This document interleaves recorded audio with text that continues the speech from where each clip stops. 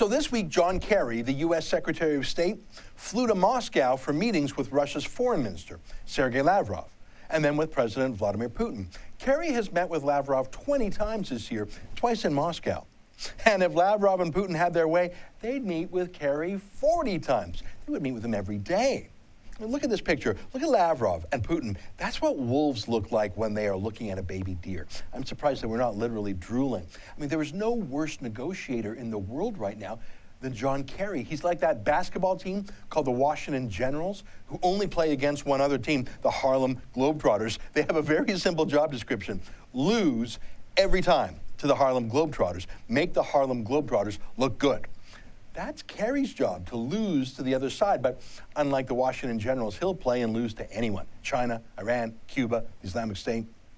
It's one of the reasons why Donald Trump rings true with voters. People know he can do deals, handle negotiations, get results maybe, win once in a while. When was the last time America won under Obama and Kerry? Get this, literally while Kerry was meeting with Lavrov and Putin in Moscow, the Kremlin-controlled Russian media was mocking him. Think about that.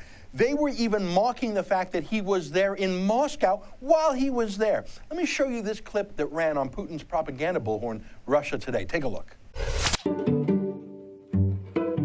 Russia is isolated. Russia seems to be quite isolated globally. We will ensure that this isolation deepens. The isolation, political isolation of Russia.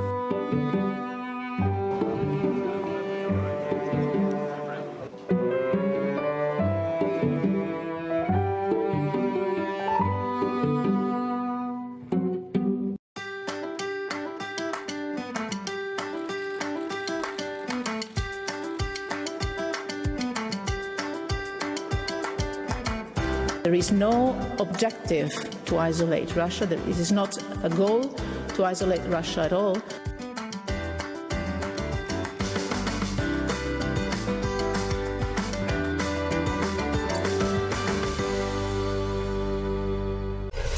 Lavrov is the ultimate cold-blooded diplomat, a professional completely unflappable. If he weren't running Russia's foreign policy, he'd probably be a world champion in poker, since he never lets on his true feelings. I like here how he just very slowly slipped the knife into Hillary Clinton when she tried some weird stunt with him back in 2009 when she was Secretary of State.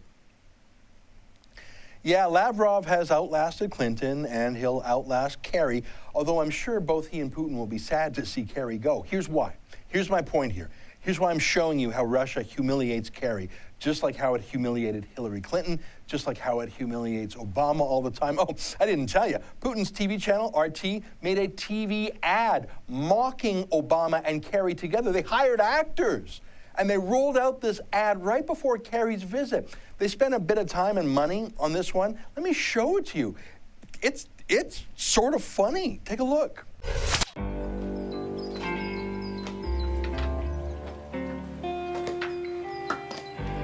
Who it is. So, what's new? Got my new teeth.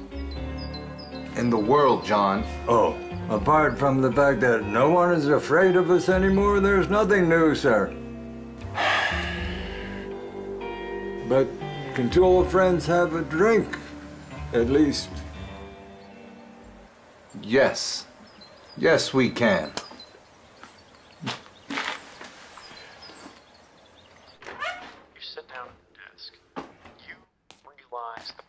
We are receiving breaking news from the White House. President of the United States, Edward Snowden, has announced a new era of transparency for the NSA and Damn propaganda bullhorn! agencies come into force from today.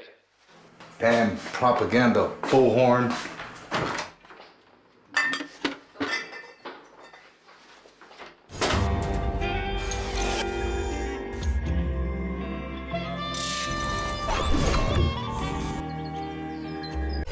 Making fun of Obama and Kerry, not just in general, but rubbing it in about Edward Snowden, the admitted spy who stole America's top secrets and took them to Moscow. Snowden, who's now living high off the hog in Russia. RT did a video about him being a future U.S. president while Obama and Kerry are out to pasture.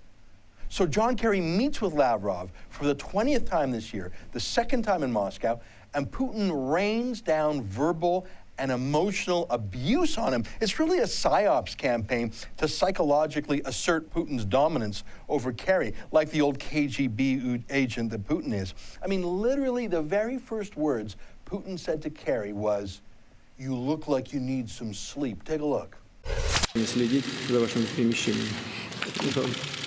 Вам нужно выспаться, я вижу.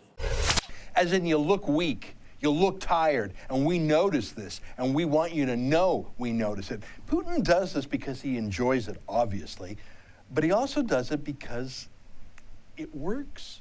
Listen to what John Kerry said after his meetings. Listen.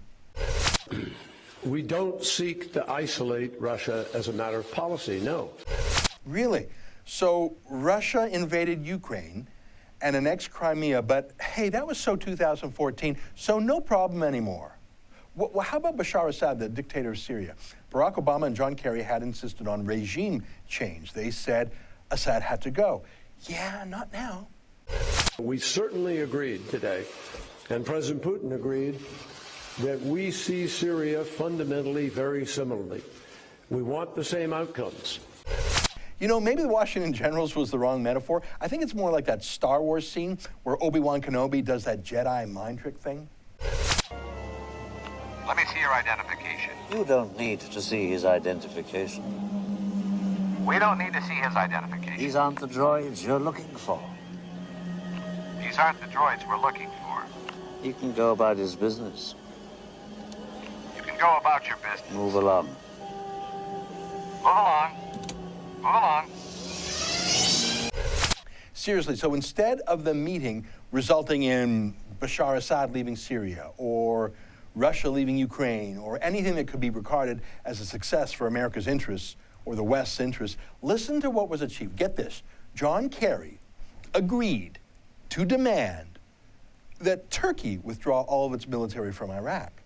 Now, I happen to agree that Turkey should not be in Iraq. Turkey should not be harassing the Kurds. Turkey is an ally of the Islamic State. I agree with all that, but Turkey is a NATO ally, at least for now. And Turkey and Russia are at odds since Turkey just shot down a Russian fighter jet over Syria. So essentially, Putin summoned Kerry to his office and told Kerry that Putin had an errand for him to run. Kerry had to do Putin's work for him and get Turkey out of Syria. And Kerry said, sure. And so Joe Biden, the Vice President of the United States, got on the phone literally the next day and demanded that Turkey do what Russia wanted. Here is a quote from the Vice President's office describing the phone call. Quote, "The Vice President reaffirmed the United States' commitment to Iraqi sovereignty and territorial integrity and called on Turkey to do the same by withdrawing any military forces from Iraqi territory," unquote.